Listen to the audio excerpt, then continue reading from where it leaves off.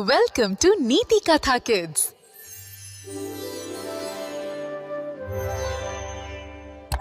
लीलाला तिच्या अंगणात एक सुंदर हिरवी गार बाग हवी होती, पण ती खूप अधीर होती.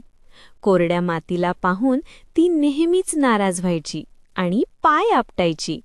एके दिवशी एका वृद्ध माळी आजोबांनी लीलाला सांगितले की बागेला फक्त पाणी नाही तर काहीतरी खास हवे आहे, जे तिला स्वतःच शोधावे लागेल.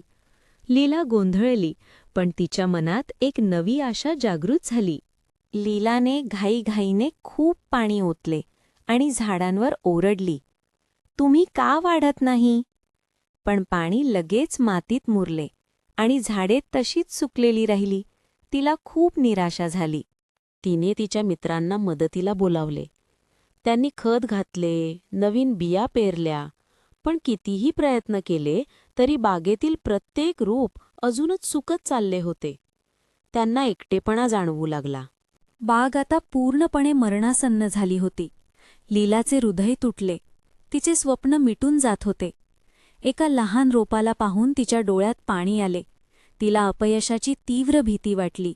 तिने डोळे मिटले आणि माळी आजोबांचे शब्द आठवले. तिला अचानक जाणवले की बागेला धन्यवाद आणि कृतज्ञता हवी आहे. तिने एका लहानशा रोपाला स्पर्श केला आणि तिला शांतता मिळाली. लीलाने हळुवारपणे एका सुकलेल्या पानाला स्पर्श केला आणि कुजबुजली, वाढण्याचा प्रयत्न केल्याबद्दल धन्यवाद. मग तिने प्रत्येक रोपाला, प्रत्येक मातीच्या कणाला कृतज्ञतेने पाहिले. एक लहानसा हिरवा कोंब दिसू लागला. तिच्या धन्यवाद शब्दांनी जादू केली.